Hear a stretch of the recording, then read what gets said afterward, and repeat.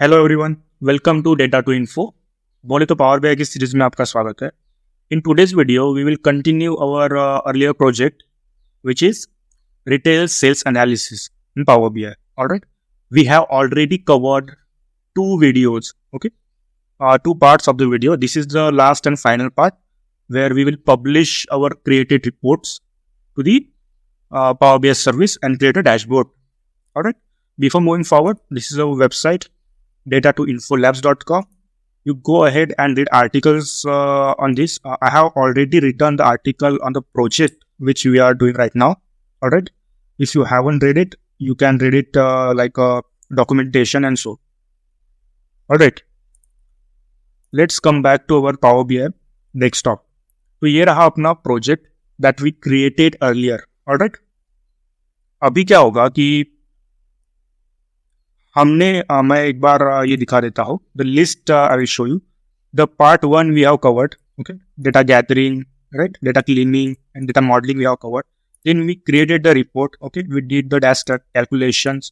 We prepared the mock preparation also we saw.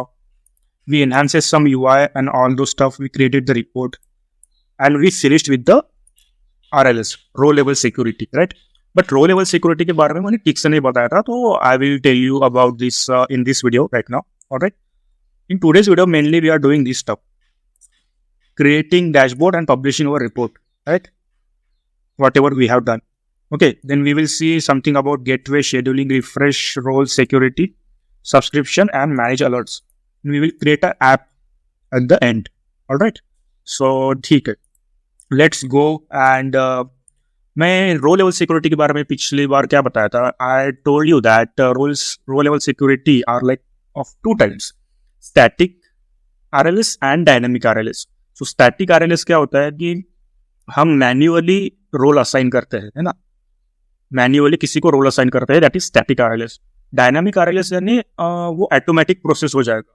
जब वो process automatic हो जाता है उसको डायनामिक आरएलएस कहते हैं. जो रोल्स असाइन करने वाली जो चीज है वो जब ऑटोमेटिक हो जाती है तो उसे डायनामिक आरएलएस कहते हैं. मैं बताऊंगा, उसका भी एक डेमो करके बताऊंगा.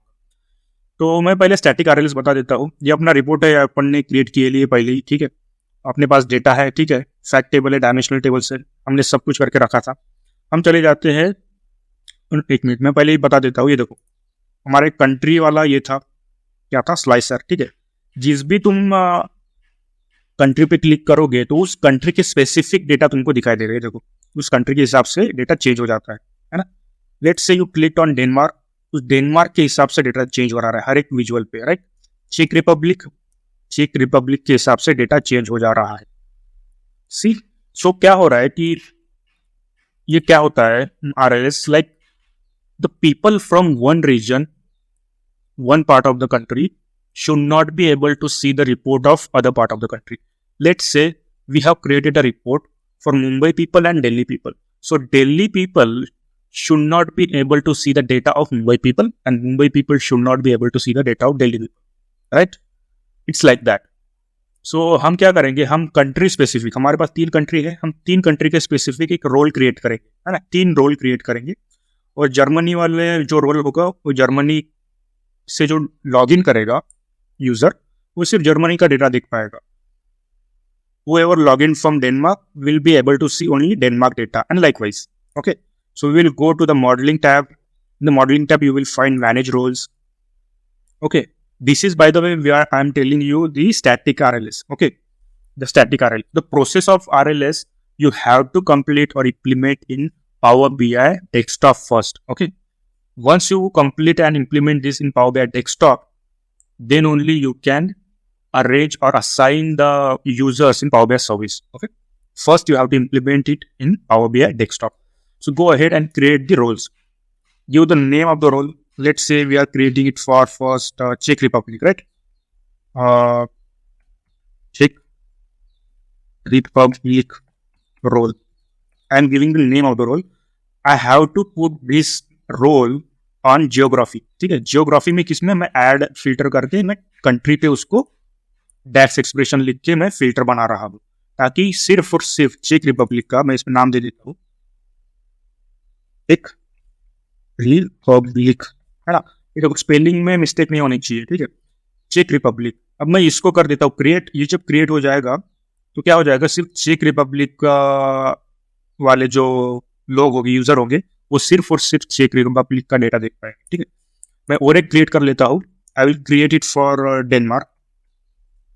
डेनमार्क रोल है ना, डेनमार्क रोल मैं फिर से जियोग्राफी के लिए कर देता हूँ create country. Country is equal to Denmark, right? Country is equal to Denmark. Very good. I will create one more. I will create one more for what? There is Germany. There was Germany role as well. I will create a Germany role for the same country, Germany. Right? With these three roles we have created. Now just save this. Okay. Once we save this, the three roles have been created. Okay. थोड़ा load करने में time लगेगा। तो जैसे वो load हो जाता है तो अभी क्या हो जाएगा, इस मैनेज रोल्स के बाजू में व्यू एज का ऑप्शन होगा। Just click on this view as option. जैसे उस पर क्लिक करोगे, you will be able to see the roles that we have created. See the roles we have created, right? Let's say we check some role. Let's say we check the Germany role, है ना?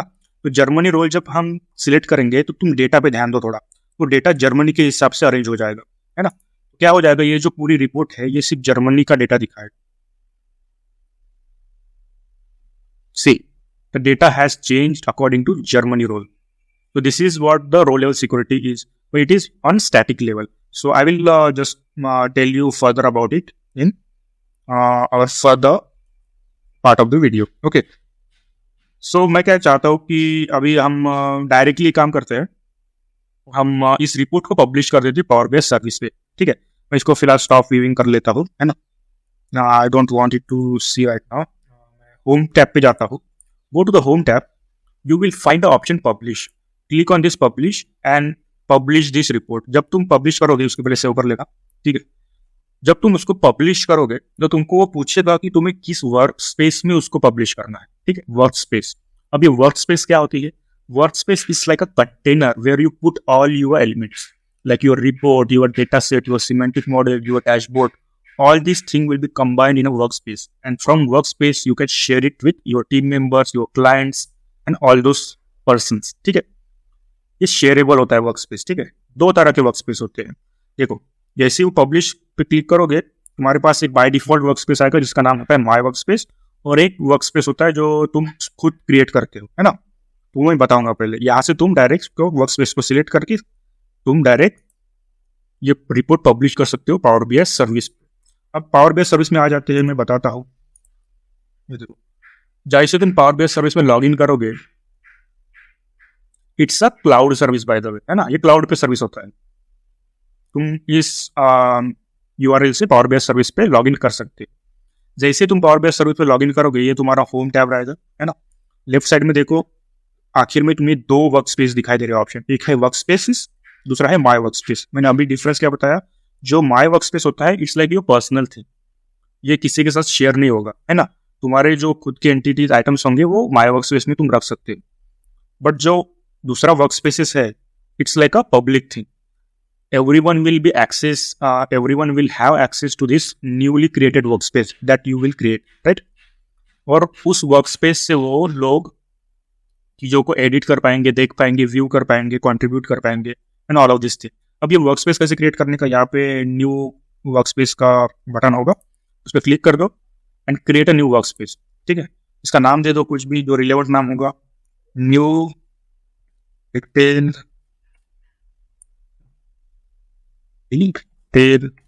Work space, मैं ऐसे ही demo purpose के लिए दे रहा हूँ। Retail, उसका description भी दे दो, सेल्स एनालिसिस प्रोजेक्ट, है ना। उसका डिस्क्रिप्शन एक अच्छा खासा डिस्क्रिप्शन दे दो, एनालिसिस प्रोजेक्ट। कोई डोमेन होगा तो डोमेन दे सकते हो, इमेज दे सकते हो। एडवांस चीज अभी नहीं देखते, डायरेक्टली मैं इसको अप्लाई करके क्रिएट कर लेता हूँ। तो क्या हो जाएगा, एक नया वर्क स्पेस तैयार हो जाएगा। It will take a time, but एक नया वर्क स्पेस तैयार हो जाएगा।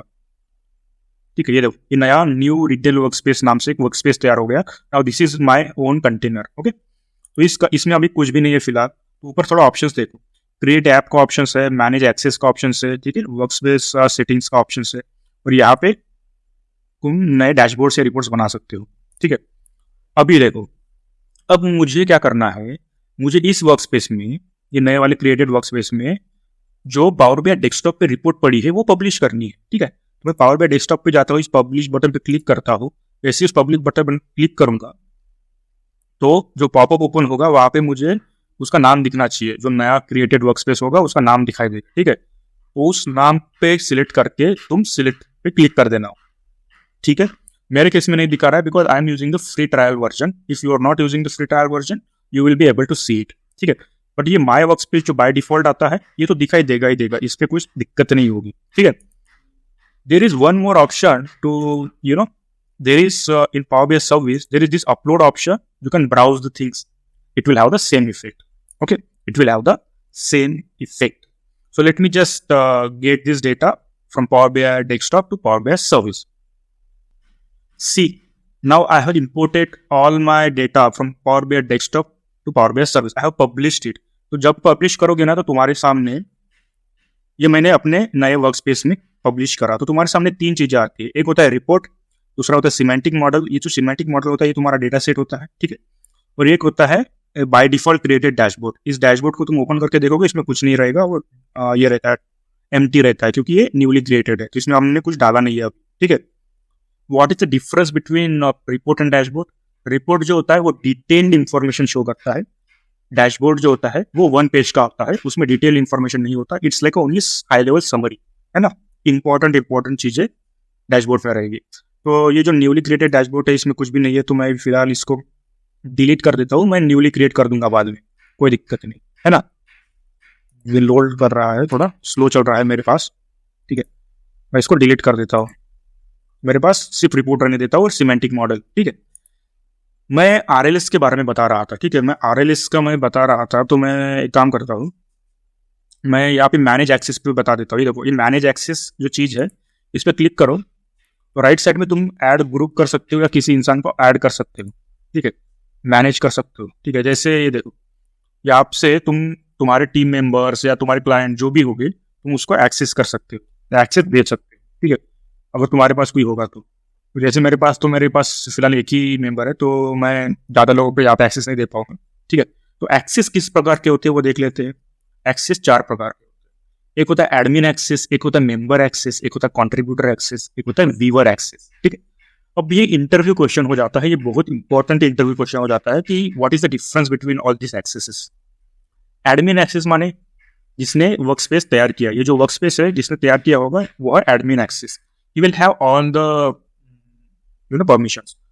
He can add someone, he can contribute to the workspace, right? He can remove someone, right? He will have all the access. What is the viewer access then? Viewer access is special access. Viewer will only be able to view the report. He will not be able to edit it. He will not be able to contribute it. Okay? He will be able to only view the report. उसको बस report दिखेगा, ठीक है? That is the viewer access.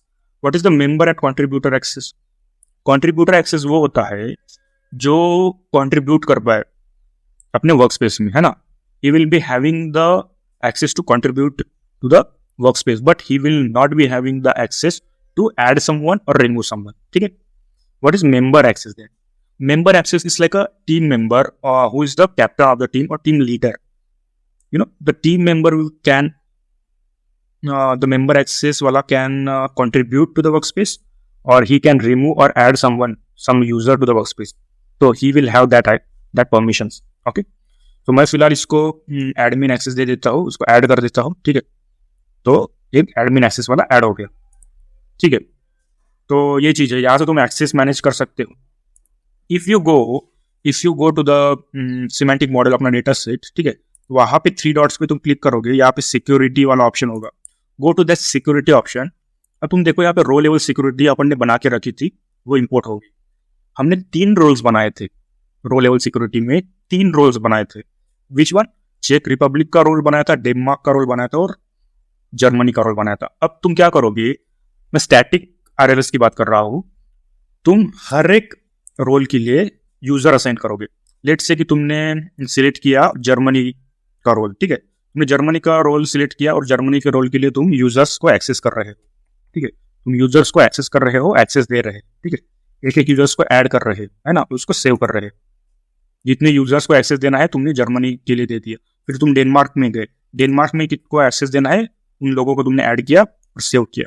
फिर तुम check Republic पे गए, check Republic पे भी तुमने वैसे ही यूजर को ऐड किया, सेव किए, है ना। तो जितने लोगों को ऐड करना है तुम ऐसे मैन्युअली एक एक करके हर एक रोल्स के लिए यूजर्स को असाइन कर रहे। तो ये तो मैन्युअल प्रोसेस हो गई, है ना, ये मैन्युअल प्रोसेस हो गई। That's why it is called static RLS. अब अगर ये मैन्युअल प्रोसेस नहीं चाहिए, हमें डायनामिक प्रोसेस चाहिए, तो अब हमें डायनामिक आरएलएस यूज करना पड़ेगा। ये डायनामिक आरएलएस क्या होता है भाई, मैं बताता हूँ। Dynamic RLS is nothing but एक सिंपल टेक्निक है क्या करने का। ये जो सारे यूजर्स है ना अपने, इस यूजर्स को मैं एक टेबल में लेके आता हूँ, है ना। इस टेबल में एक कॉलम में सब यूजर्स को लेके आता हूँ, उसकी इंफॉर्मेशन लेके आता हूँ, और ये जो कंट्रीज है उस कंट्री का इंफॉर्मेशन मैं दूसरे कॉलम में लेके आता हूँ, है ना।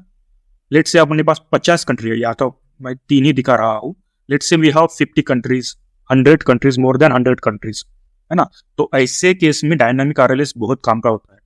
हमें बस एक टेबल बनाना है, उस टेबल में कंट्रीज का नाम और यूजर्स का नाम देखना है ना। यूजर्स के नाम के सामने कंट्रीज का नाम शो करना है। मैं बताता हूँ। I will create this access file. In this access file, I will create the users row, I mean column, and the geography का कॉलम जिसमें कंट्रीज लिखे होंगे, ठीक है। तो हर एक यूजर के सामने कंट्री लिखा होगा। अब ये मैंने यूजर 1, यूजर 2, यूजर 3 लिखा है, but you will have actual user information. Like user का ईमेल आईडी हो सकता है, उसका नाम हो सकता है, कुछ भी मेरे पास नहीं है, इसलिए मैं directly user 1, user 2 demo purpose के लिए बता रहा हूँ। So you will have like this. अब ये एक्सेस फाइल क्रिएट करके, ये एक्सेस डेटा फाइल क्रिएट करके क्या करोगे, इसको तुम जियोग्राफी टेबल के साथ कनेक्ट कर दोगे।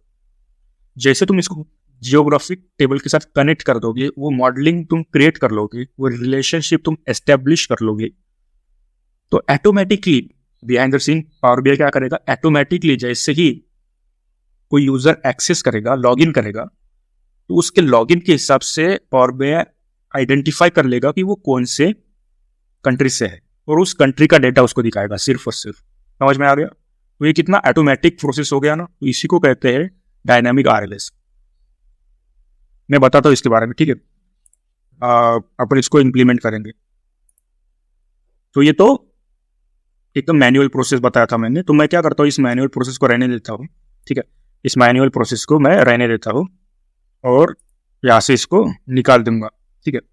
मैं चला जाता हूँ अपने पावर बीआई डेस्कटॉप पे। मैं ये जो रोल्स है ना, मैं ये रोल्स निकाल देता हूँ, ठीक है। ये जो रोल्स है, I will remove those roles.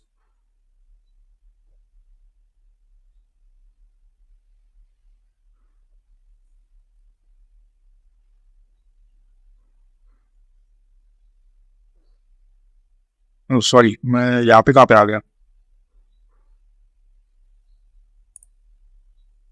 Sorry.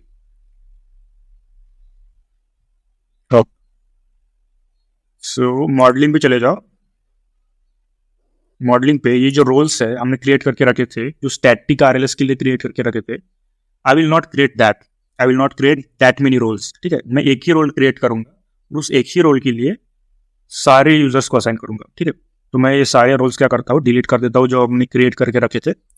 So I will delete दोस।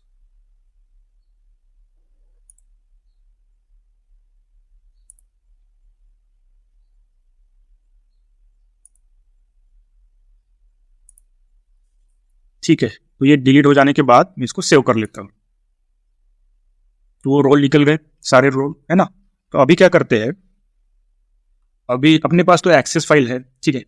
तो एक्सेस फाइल को क्या करते हैं, ये देखो ये एक्सेस फाइल है, इसको अपन को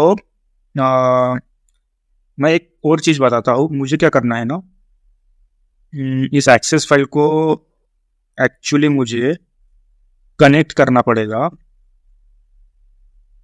जियोग्राफी टेबल के साथ, है ना। तो मुझे पहले उस एक्सेस फाइल को इंपोर्ट करना पड़ेगा। तो मैं काम करता हूँ, इस एक्सेस फाइल को अपने रिपोर्ट में इंपोर्ट कर लेता हूँ। Let's do that. देखो ये एक्सेस फाइल है, let's import this access file. और उस एक्सेस फाइल में अगर कोई चेंजेस की जरूरत होगी तो वो भी कर लेंगे।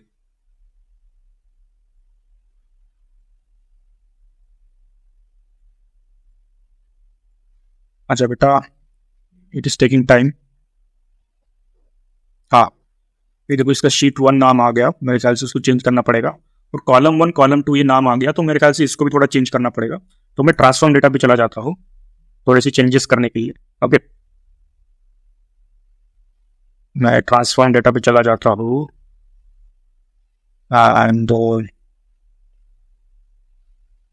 बहुत ही स्लो हो गया यार system.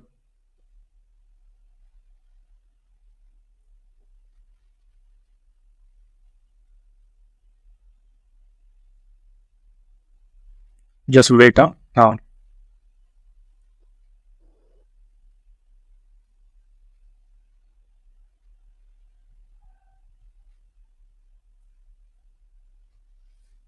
Now see we have our access table over here. मैं क्या करूंगा, इसको use first row as a header करूंगा, तो ताकि वो फर्स्ट रो हेडर पे चली जाएगी।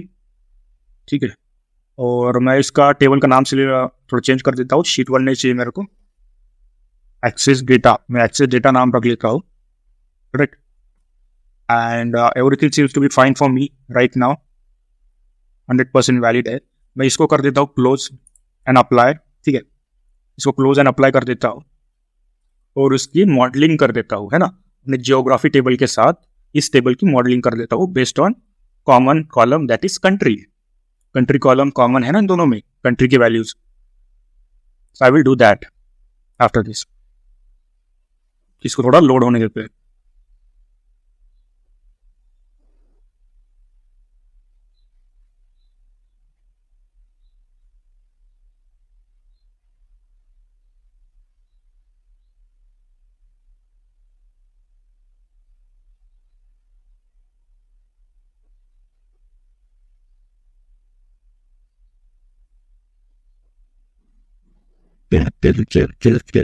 Okay, I think everything is fine. तुम जाके देखोगे यहाँ पर ये एक्सेस डेटा वाला तुमको दिखाई देगा, उसमें 2 कॉलम्स है। ठीक है, मैं इसको ये कर लेता हूँ, असाइन कर लेता हूँ। ये देखो ये एक्सेस डेटा, मैं इसको इसके साथ जियोग्राफी टेबल के साथ लोकेशन एक्सेस वाला डेटा कंट्री के साथ ये कर लेता हूँ, मैच कर लेता हूँ।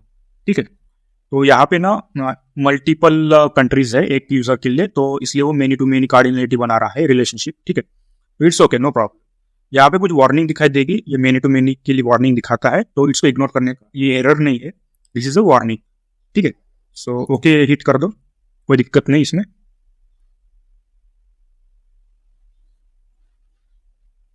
Now it will create a many to many relationship. ठीक है, अब ये हम फिल्टर कर सकते हैं, इसको एक्सेस करके फिल्टर कर सकते हैं आसानी से। तो this modelling is completed I think. ठीक है, तो अभी क्या करेंगे, फिर से क्या करेंगे, हमें इसको पब्लिश करना पड़ेगा। पर पब्लिश करने से पहले मैं चाहता हूँ to show you something that we have to access the user name, right, who have logged in. इस सिस्टम में जो पावर बीआई सर्विस सिस्टम में तो लॉग इन करोगे, तो कौन सा यूजर लॉग इन किया है, यूजर की इन्फॉर्मेशन ये मुझे चाहिए। तो उसका इन्फॉर्मेशन निकालने के लिए मैं क्या करता हूँ, नया मेजर क्रिएट कर लेता हूँ। ठीक है, अपने एक्सेस डेटा टेबल में ही एक नया मेजर क्रिएट कर लेता हूँ। ठीक है, उस मेजर का नाम मैं रख लेता हूँ, क्या नाम रखो, यूजर इन्फो नाम रख लेता हूँ। ठीक है, यूजर का इंफॉर्मेशन होता है ना, तो यूजर प्रिंसिपल नेम, देखो ये जो फंक्शन है यूजर प्रिंसिपल नेम, ये यूज करने का, इसको कमिट करने का, what it will give you the name, not the name actually, it will give you the ID of the user who have logged in। ठीक है, इसको कैसे देखने का, आई विल शो यू। तुम कार्ड देख लो, उस कार्ड को थोड़ा ऐसे बीच में ओढ़ लेते हैं और ये यूजर इन्फॉर्मेशन उसमें दिखाई देते हैं। ये देखो ये यूजर है जो लॉग्ड इन हुआ है। ठीक है, इसके हिसाब से अपन काम करेंगे अब। ठीक है, ये यूजर के हिसाब से काम करेंगे। मैं क्या काम करता हूँ, ये जो पेज नंबर 2 और 3 जो है ना, उसको निकाल देता हूँ। आई don't need that right now, क्योंकि ये मैंने कैलकुलेशन करने के लिए बस क्रिएट करा था। ठीक है, so I don't need page 2 and page 3 in my report. ठीक है, ये दोनों चलेंगे, कोई दिक्कत नहीं। ठीक है, इसके बाद क्या करते हैं, जो रोल क्रिएट किया था ना अभी, वो रोल क्रिएट करते फिर से। अपन को अभी एक ही रोल क्रिएट करना है ना, हर एक कंट्री के लिए अलग अलग रोल क्रिएट करते नहीं बैठेंगे अपन। क्या करेंगे, एक ही रोल क्रिएट करेंगे, यूजर का रोल क्रिएट करेंगे, है ना। यूजर रोल करके। तो यूजर रोल किसको देंगे? एक्सेस डेटा को देंगे। ये एक्सेस डेटा का नाम नया टेबल बनाया था, उसको ऐड फिल्टर करेंगे, यूजर को रोल देंगे। ठीक है, कौन सा फंक्शन यूज किया था अपन ने? User principal name, user principal name, यही फंक्शन यूज किया था ना। स्पेलिंग देख लो एक बार, अगर स्पेलिंग में गड़बड़ हो गया तो गड़बड़ हो जाएगी। हाँ, it seems to be fine. उसको कर देते हैं सेव, है ना, इसको सेव कर देते हैं। तो ये जो क्रिएट किया है अपन ने,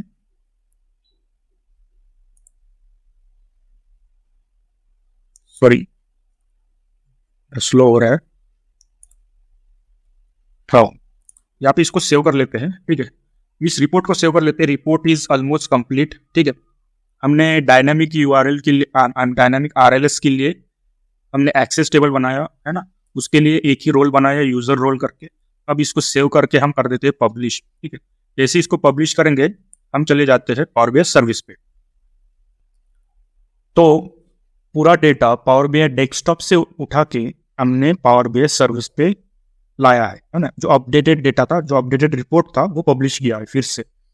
तो क्या होगा, अभी मैं एक बार ये दिखा देता हूँ अपना रिपोर्ट कैसा दिखेगा। ठीक है, आपने रिपोर्ट नहीं देखा तो शायद, तो इस तरह से पावर बीआई का रिपोर्ट दिखता है पावर बीआई सर्विस पे, जो अपन ने पब्लिश करा था। ठीक है, इसमें जितने भी पेजेस होंगे वो सब पेजेस दिखाई देंगे। ऑलराइट, ये जो डेटा वगैरह है, यूजर की इंफॉर्मेशन, वो has logged in and all दो स्टफ विल बी शोन। तो मैं बैक चला जाता हूँ अपने वर्क स्पेस पे, और मैं एक चीज दिखाता हूँ कि जो अपन ने नया रोल क्रिएट किया था, एक सिंगल रोल क्रिएट किया था यूजर रोल करके, तो उसको कैसे यूजर्स असाइन करने का। सो अपने सिमेंटिक मॉडल में 3 डॉट्स होते हैं, उसमें जाने का, उसमें सिक्योरिटी नाम का ऑप्शन होगा, सिक्योरिटी भी जाने का। यार, user roles we have created this one, right. So now to this user role you can assign as many users as you want. 50-60 जितने भी यूजर्स होंगे वो इसको असाइन कर दो यहाँ पर। ठीक है, ऐड कर दो, सेव कर दो। ठीक है, जितने भी यूजर्स होंगे उतने। तो क्या हो जाएगा, उस यूजर का जो सिस्टम लॉगिन होगा, वो इंफॉर्मेशन यहाँ पे लिखा होगा अपने एक्सेस टेबल में, है ना। उस सिस्टम लॉगिन के आगे जो भी कंट्री का नेम लिखा होगा उसके हिसाब से उस यूजर को डेटा दिखाई देगा। तो this is what the dynamic RLS does, है ना। कितना ऑटोमेटिक प्रोसेस हो गया, है ना, और कितना इजी प्रोसेस हो गया। You don't have to write or create a new role for each and every user or each and every country, right? Let's say there are 50 countries, so this is the very user friendly approach, the dynamic RLS. alright, ठीक है। तो ये तो dynamic RLS के बारे में हो गया। मैं फिर से वर्क स्पेस पे चला जाता हूँ। I want to show you something else. I want to show you how to do gateway और रिफ्रेश का जो तरीका होता है, मैं वो बताना चाहता हूँ। ठीक है, what is refresh means? Refresh मतलब, अब देखो, पावर बीआई डेस्कटॉप से पावर बीआई सर्विस तक डेटा आ रहा है ना। तो पावर बीआई डेस्कटॉप पे डेटा कहाँ से आ रहा है? किसी और रिसोर्सेज से, है ना, किसी और सोर्स से डेटा आ रहा है पावर बीआई डेस्कटॉप पे, पावर बीआई डेस्कटॉप से पावर बीआई सर्विस पे, ऐसे कनेक्टेड है ना, बराबर। तो जब तुम पावर बीआई डेस्कटॉप पे जाते हो, फिर नया डेटा आ जाता है, तो तुम क्या करते हो, मैन्युअली, ये रिफ्रेश बटन होता है होम टैब पे, उस मैन्युअली से रिफ्रेश बटन पे क्लिक करते हो तो पूरा डेटा अपडेट हो जाता है। पूरा तुम्हारा जो रिपोर्ट है वो अपडेट हो जाता है ना। तो ये तो मैन्युअल प्रोसेस हो गई। मैन्युअली इस बटन पे जाके क्लिक करने का, वो अपडेट हो जाएगा, न्यू डेटा ऐड हो जाएगा। बट अगर ये मैन्युअल प्रोसेस अगर ऑटोमेट हो जाए तो लाइफ आसान हो जाएगी, करेक्ट। अब ये जो ऑटोमेटिक वाली जो प्रोसेस होती है, इसी को गेटवे कहते हैं, है ना। जो ऑटोमेटिक रिफ्रेश वाली जो प्रोसेस होती है उसे ही गेटवे कहते हैं। जो गेटवे होता है, ये वन टाइम प्रोसेस है। ये गेटवे एक बार ही डाउनलोड करना पड़ता है। कहाँ से डाउनलोड करोगे? ये ऊपर देखो, डाउनलोड का ऑप्शन है, डाउनलोड पर क्लिक करने का, डेटा गेटवे का ऑप्शन होगा, उस पर क्लिक करने का। तुम एक नए विंडो पे चले जाओगे, उस नए विंडो पे तुम्हें यहाँ से डाउनलोड करना पड़ेगा। 2 मोड दिखाई देगा, स्टैंडर्ड मोड और पर्सनल मोड। ठीक है, डिफरेंस क्या है दोनों में? पर्सनल मोड ऐसा ही है अपने एक खुद का जो पर्सनल मोड होता है खुद के काम के लिए, so you can use that one. और स्टैंडर्ड मोड जो पब्लिक के लिए अगर तुम जब शेयर कर रहे हो वो चीज़ें, तो you can use go for standard mode, है ना। So accordingly you download it, ठीक है। डाउनलोड करने के बाद अपने क्रेडेंशियल उसमें डाल देना। ये वन टाइम प्रोसेस है बाय द वे। उसमें नाम दे देना गेटवे का, ठीक है। नाम देने के बाद तुम उसको एक्सेस कैसे कर पाओगे गेटवे। ये देखो, ये तुम्हारे सिमेंटिक मॉडल वाले, इसमें यहाँ पे ऑप्शन होगा शेड्यूल्ड रिफ्रेश। उस शेड्यूल्ड रिफ्रेश में चले जाने का। शेड्यूल्ड रिफ्रेश में जैसे चले जाओगे सिमेंटिक मॉडल्स में, तुम्हें एक ऑप्शन दिखाई देगा गेटवे एंड क्लाउड कनेक्शन, है। इस गेटवे एंड क्लाउड कनेक्शन को जैसे तुम ओपन करोगे, तुम्हें तुम्हारा जो गेटवे तुमने क्रिएट किया था, जो डाउनलोड किया था, उसको इंस्टॉल कर लो। डाउनलोड करने के बाद इंस्टॉल कर लो ताकि वो यहाँ पे दिखाई दे, ठीक है। ये देखो, मेरे पास मैंने दो डाउनलोड करके रखे थे, तो इसलिए मुझे दोनों दिखाई दे रहा है। तुम एक ही डाउनलोड कर लो, ठीक है। जो नया डाउनलोड करोगे ना, तो वो उसका नाम देना पड़ेगा तुमको, तुम्हारे कॉन्टैक्ट इन्फॉर्मेशन देनी पड़ेगी, ठीक है। जैसे उसको डाउनलोड करोगे तो क्या होगा, यहाँ पे क्लिक करने का, तो जितने भी तुम्हारे पास सोर्सेस होंगे, डेटा का जो सोर्स होगा, उस सोर्स का पाथ तुमको दिखाई देगा, ठीक है। अब उस पाथ को तुम्हें डेटा गेटवे में ऐड करना पड़ेगा, ठीक है। तो वन बाय वन क्या करोगे, उस गेटवे में तुम उसको ऐड करोगे। हर एक सोर्स को गेटवे में ऐड करोगे। तुम उसका नाम लिखोगे, ठीक है। उसका नया नाम लिखोगे कनेक्शन का। जैसे ये मेरा कनेक्शन था, मेरे ख्याल से किसी लिए कनेक्शन था, मैं भूल गया, मैं फिर से बनाता हूँ।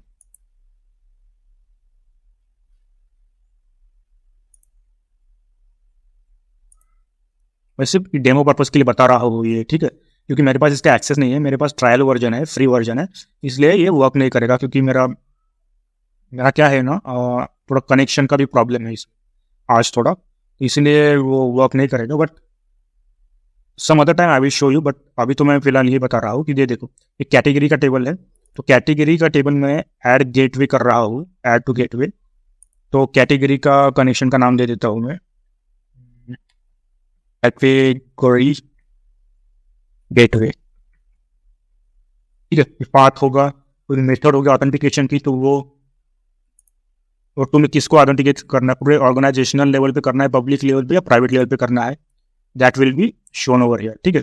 उसके बाद जो आता है वो आता है यूजर नेम और पासवर्ड।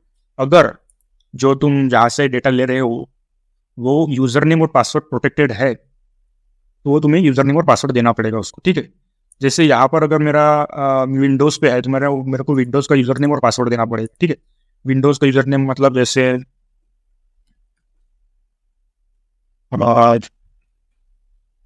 इनोवो हैज,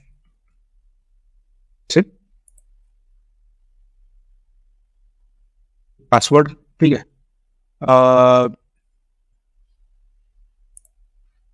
वो इसको क्रिएट कर देते हैं। जैसे इसको क्रिएट कर देंगे तो ये क्रिएट हो जाएगा। अब तुम जाके देख लो, वहाँ पे देख लो, उसके सामने ना एक ड्रॉप डाउन क्रिएट हो जाएगा। क्या हो जाएगा, एक ड्रॉप डाउन क्रिएट हो जाएगा। उस ड्रॉप डाउन को सिलेक्ट करने के बाद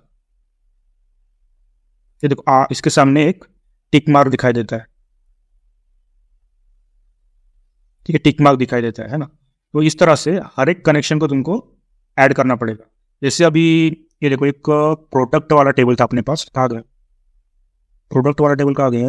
हाँ, ये मेरे ख्याल से ये जो MySQL डेटाबेस से लिया था अपने प्रोडक्ट वाला टेबल, है ना। इसको MySQL डेटाबेस के साथ कनेक्ट करना पड़ेगा। MySQL इंस्टेंस में तुमने जो पासवर्ड और यूजर नेम रखा था वो तुमको देना पड़ेगा उसके लिए, है ना। तो ये सारी चीज़ें करनी पड़ती है।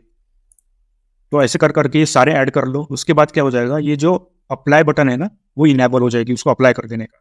जैसे इसको अप्लाई करोगे, नीचे आओगे ना, तो ये रिफ्रेश वाली बटन जो है ना, रिफ्रेश वाला ऑप्शन, वो भी इनेबल हो जाएगा, ठीक है। अभी मेरे पास, मुझे पता है कि इसके एक दो में कुछ एरर है, तो वो ऑन नहीं होगा मेरा। बट फिर भी मैं पर्सनल पे जाके थोड़ा दिखाने की कोशिश करता हूँ कि मैं अप्लाई अगर कर दूँ इसको पर्सनल लेवल पे, फिर भी देखो मेरे पास थोड़ा बहुत एरर आ रहा है, क्योंकि मेरे कनेक्शन में थोड़ा प्रॉब्लम है। तो आपके कनेक्शन में प्रॉब्लम नहीं होगा तो इट विल वर्क फाइन, ठीक है। तो फिर आप डायरेक्टली जाके रिफ्रेश ऑप्शन पे जाके, ये देखो रिफ्रेश वाला भी इनेबल नहीं हुआ अभी तक। तो रिफ्रेश में 2-3 ही ऑप्शन होते हैं। क्या ऑप्शन होते हैं, तुम्हें सिलेक्ट करना पड़ता है कि तुम्हें डेली रिफ्रेश करना है, वीकली रिफ्रेश करना है, मंथली रिफ्रेश करना है, कौन से टाइम पे रिफ्रेश करना है। बस वो टाइम देने का, डेली रिफ्रेश करना है कि वो देने का, या वीकली रिफ्रेश करना है वो बताने का, एंड दैट्स इट, उसको अप्लाई कर देने का, ठीक है। और वो एक मेल सेंड कर देगा तुम्हारे मैनेजर में, ठीक है। मैनेजर का नाम तुम दे दोगे उसमें, तो तुम्हारे मैनेजर को वो एक मेल नोटिफिकेशन मेल सेंड कर देगा, वो बताएगा कि हाँ एक रिफ्रेश काउंटर जो है वो अप्लाई हो गया, वो इम्प्लीमेंट हो गया। तो this is what the gateway is used for automatic refresh. ठीक है, ऑटोमेटिक रिफ्रेश के लिए गेटवे यूज होता है। What next, what next we can do? See, we published it to the workspace. We saw what is workspace is. We have to create the dashboard yet. We haven't created the dashboard. We saw what is gateway is, scheduled refresh, role security. I will tell about the subscribe and alerts. Okay. तो चलो ये सब हो जाने के बाद मैं क्या करता हूँ, मैं डैशबोर्ड क्रिएट कर लेता हूँ, है ना। एक नया डैशबोर्ड क्रिएट कर लेते हैं अपने रिपोर्ट से। कैसे करने का डैशबोर्ड क्रिएट, पहले डैशबोर्ड इस पर न्यू पे जाते हैं, डैशबोर्ड पे क्लिक करते हैं, नए डैशबोर्ड का नाम दे देते हैं, है ना। डैशबोर्ड का नाम देते हैं न्यू डैशी, मैं सब रैंडम का नाम दे रहा हूँ, न्यू डैशी वर्जन 1। ठीक है, तो ये अपने पास एक डैशबोर्ड है फिलहाल, तो इसी डैशबोर्ड को यूज़ कर लेंगे। ठीक है, इस डैशबोर्ड में फिलहाल कुछ भी नहीं है ना, इस डैशबोर्ड में कुछ भी नहीं है। मैं वापस चला जाता हूँ अपने रिपोर्ट पे, इस रिपोर्ट को मैं करता हूँ ओपन, ये जो रिपोर्ट है ये करता हूँ मैं ओपन। जैसे मैं रिपोर्ट को ओपन करूंगा, जैसे ही मैं रिपोर्ट को ओपन करूंगा, मुझे यहाँ से जो विजुअल्स होंगे, उस विजुअल्स को, जो इंपॉर्टेंट विजुअल्स होंगे ना, उसको पिन करना पड़ेगा, और वो पिन करके डैशबोर्ड पे रखना पड़ेगा, है ना। डैशबोर्ड क्या होता है, डैशबोर्ड एक हाई लेवल समरी होती है, उसमें सारे विजुअल्स नहीं आते, उसमें कुछ इंपॉर्टेंट विजुअल्स ही आते हैं। ठीक है, सो लेट्स सी, मुझे लग रहा है कि ये विजुअल इंपॉर्टेंट है, तो यहाँ पे पिन का ऑप्शन होता है, तो वो पिन कर दो, है ना, पिन कर दो एग्जिस्टिंग डैशबोर्ड पे, को पिन कर दो। ठीक है, इसी तरह से जो बाकी जो विजुअल्स है उसको भी पिन कर देते हैं सिमिलरली, हर एक विजुअल को इस तरह से ही पिन कर देते हैं। जो भी इंपॉर्टेंट लग रहा है you just pin it. Alright,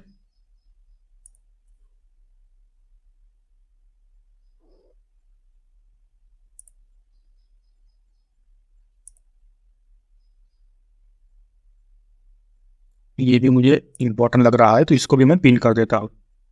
pin option पे क्लिक करके एग्जिस्टिंग डैशबोर्ड पे पिन कर दो। नीचे वाला भी थोड़े पिन कर देते हैं, ये भी अच्छा खासा लग रहा है, तो मैं इसको भी पिन कर देता हूँ।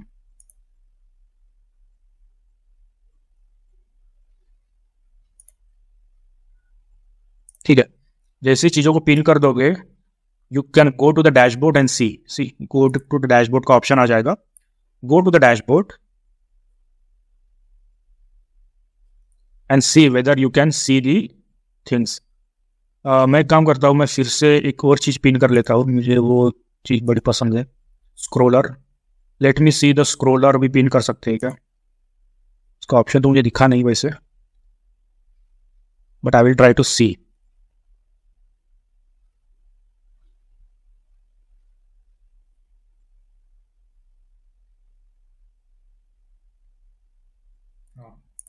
पिन कर सकते हैं, स्क्रोलर को भी पिन कर सकते हैं, तो इसको भी कर लेते हैं पिन, है ना।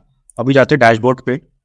डैशबोर्ड पे जाने के बाद अभी देखो डैशबोर्ड क्या होता है, डैशबोर्ड पे वो सारे विजुअल्स है ना, वो टाइल फॉर्मेट में दिख रहे हैं, है ना, टाइल फॉर्मेट में दिख रहे हैं। तो उसको थोड़ा अरेंज करना पड़ेगा अपन को, खुद को ही अरेंज करना पड़ेगा। ठीक है, जैसे किसी विजुअल पे क्लिक कर दोगे ना, तो वो क्या हो जाएगा, रिपोर्ट पे रिडायरेक्ट कर देगा तुमको, तो गलती से भी क्लिक मत करना, गलती से भी क्लिक मत करना, नहीं तो वो ऐसे रिडायरेक्ट कर देता है। फिर डैशबोर्ड, ये जो चीज़ है ना, ये तुम अपने क्लाइंट को दिखाओगे, वो डैशबोर्ड देख के ही पता कर लेगा कि बिजनेस किस तरह से रन हो रहा है, किस तरह से प्रोग्रेस चल रहा है।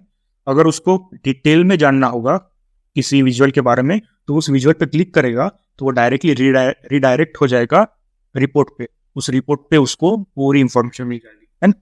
तो ये होता है। मैं क्या करता हूँ फिलहाल, इसको रीअरेंज करता हूँ हर एक चीज़ को।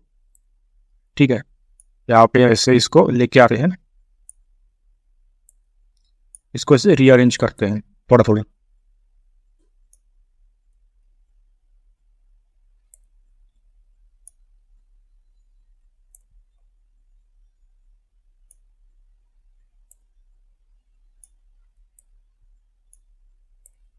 I think they want it to be like this. क्योंकि ये नीचे रहेगा मेरे ख्याल से।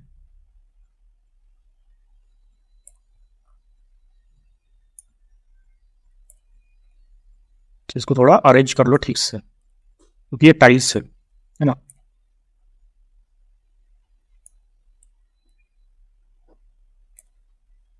ये देखो, जैसे इसको अरेंज कर दोगे तुम इसका एडिट भी कर सकते हो।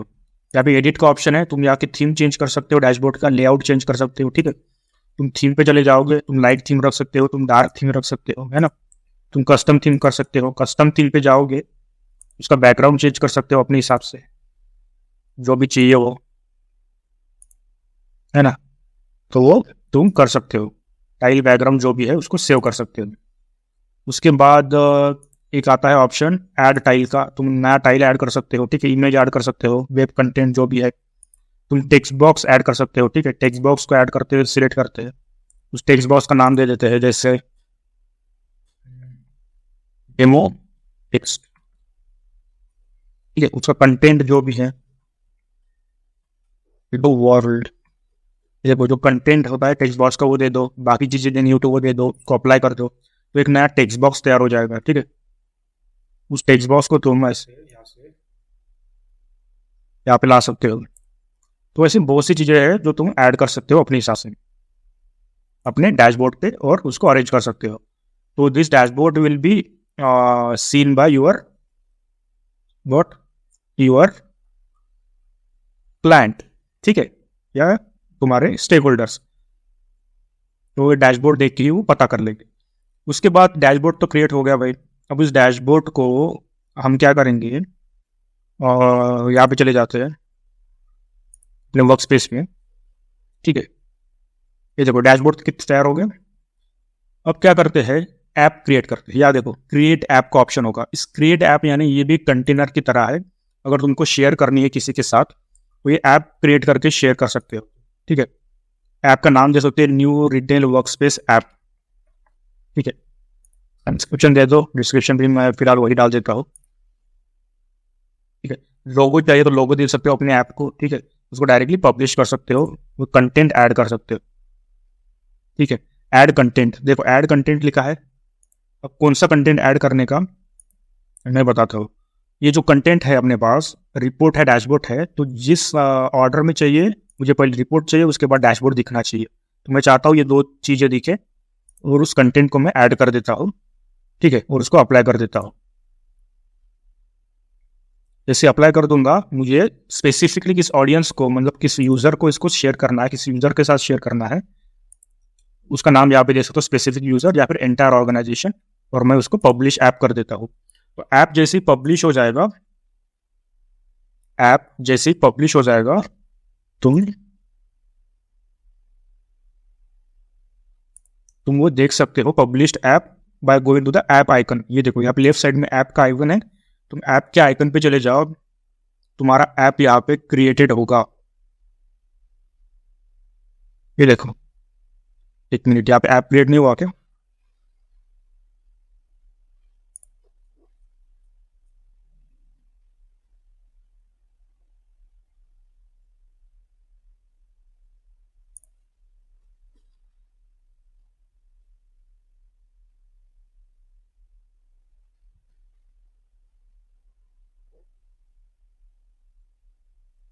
It's taking time.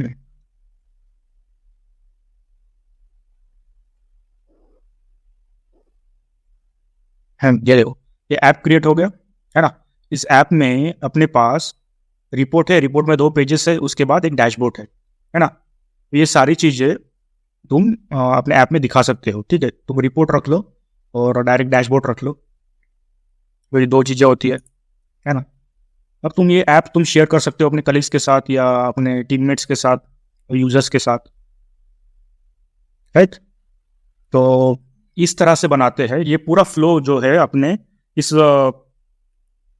प्रोजेक्ट के थ्रू देखा, ये जो पूरा फ्लो है, from collecting data, from transforming it, data modelling, report building, है ना, मॉकअप क्रिएशन, आरएलएस देखा हमने, डेटा को पब्लिश करा वर्क स्पेस में, वर्क स्पेस क्रिएशन देखा, गेटवे देखा, शेड्यूल रिफ्रेश देखा, रो लेवल सिक्योरिटी मैनेज। अब देखो ये सब्सक्राइब और मैनेज अलर्ट्स क्या होता है, मैं वो भी बता देना चाहता हूँ। ठीक है, मैं चला जाता हूँ पावर बेस सर्विस पे। पावर बेस सर्विस पे यहाँ पे बैक बटन दबा देता हूँ, नीचे बैक बटन होगी, गो बैक। ठीक है, गो बैक पे देखो, अभी तुम चले जाओ वर्क स्पेस पे, चले जाओ माय वर्क स्पेस ने अपना रिटेल का work space, new retail work space. ठीक है, यहां पर देखोगे तो जब तुम रिपोर्ट पे चले जाओगे, गो टू द रिपोर्ट, जैसे तुम रिपोर्ट पे जाओगे you will have this option on top of the report. कौन सा ऑप्शन होगा, ये देखो, subscribe to report and set alerts. ये दो ऑप्शन होते हैं। ये क्या होता है, ये देखो, जैसे तुम्हारे पास नेटफ्लिक्स का सब्सक्रिप्शन होता है ना, वो हर महीने रिन्यू के लिए पूछता है ना, हर महीने तुम्हें नोटिफिकेशन भेजता है कि रिन्यू कर लो या कुछ नया आ गया है ना, समथिंग न्यू हैज हैपेंड। तो उस तरह से एक सब्सक्रिप्शन होता है। जैसे तुम सब्सक्राइब टू रिपोर्ट करोगे तो क्या होगा, जैसे तुम उसका मैं बताता हूँ, क्रिएट सब्सक्रिप्शन, पेज 1 के लिए सब्सक्राइब कर रहे हो, जिस पार्टिसिपेंट को ऐड करना चाहते हो उस पार्टिसिपेंट को यहाँ पे ऐड कर दो। ठीक है, उसके बाद तुम उसका शेड्यूल टाइम ये कर सकते हो, तय कर सकते हो, डेली सब्सक्रिप्शन चाहिए या वीकली सब्सक्रिप्शन चाहिए या आर्ली सब्सक्रिप्शन चाहिए, इस हिसाब से। और उसको संडे मंडे ट्यूसडे कौन से दिन चाहिए, कौन से टाइम पे चाहिए, है ना। तो ये सब चीज़ें तय करने के बाद उसको सेव पे हिट कर दो, तो क्या हो जाएगा कि वीकली, हर वीक में उस टाइम पे उसको एक नोटिफिकेशन मिल जाएगा, इस यूज़र को, जिसका भी नाम इस पे रेसिपिएंट्स पे है, उस रेसिपिएंट्स को मेल जाएगा, नोटिफिकेशन मेल जाएगा कि about this report that something has change, you can go and check. Okay, तो ये होता है subscriptions. Keep track of your data by subscribing to this report, right. ये होता है सब्सक्रिप्शन। अब अलर्ट्स क्या होते हैं, अलर्ट्स भी सेम टू सेम ही होता है मोस्टली, बट अलर्ट्स का ये है ना कि अलर्ट्स तब जाते हैं, अलर्ट्स का नोटिफिकेशन तब आता है तुम्हें जब कुछ डेटा चेंज हुआ हो। ठीक है, सब्सक्रिप्शन तो हर महीने और हर वीकली और हर डेली जाएगा। ठीक है, तो उसका कुछ ये नहीं है, बट अलर्ट्स तब जाएगा जब डेटा में कोई चेंज होता है, डेटा लेवल पे कोई चेंज होता है। Let's say for each category में अगर तुम देखोगे, अगर टोटल रेवेन्यू चेंज हो रहा है, if it is greater than, less than और something like that, if the value is something changed from this value, if it is changed, then it will give you a notification mail. It will give you a notification mail stating that something has changed. Then its threshold value. इसके threshold से वो change हो गया है, ऊपर चला गया है, नीचे चला गया है, जो भी है। तो उस तरह की अलर्ट्स तुम सेट कर सकते हो फॉर योर रिपोर्ट्स। ठीक है, और ये तुम्हें मेल भेजेगा, तुम्हारे क्लाइंट्स को या तुम्हारे मेंबर्स को मेल भेजेगा। तो you can keep up to date with your report. ठीक है, so that is what it is. तो ये रहा अपना एक पूरा वर्क फ्लो एक प्रोजेक्ट का, कि किस तरह से पावर बीआई में रिपोर्ट्स क्रिएट की जाती है ना। तो आने वाली वीडियोस में अपन कुछ और प्रोजेक्ट के बारे में भी जानेंगे, उसका वर्क फ्लो जानेंगे। हमने इस प्रोजेक्ट में सारे फीचर्स नहीं देखे पाए थे। ठीक है, तो मैंने वो अलग प्रोजेक्ट्स के लिए बचा के रखे हैं, तो I will tell you about those as well in next projects. तो तब तक चैनल को सब्सक्राइब कर देना, वीडियो को लाइक कर देना, और हमेशा की तरह इसका ब्रेक किधर, जय महाराष्ट्र।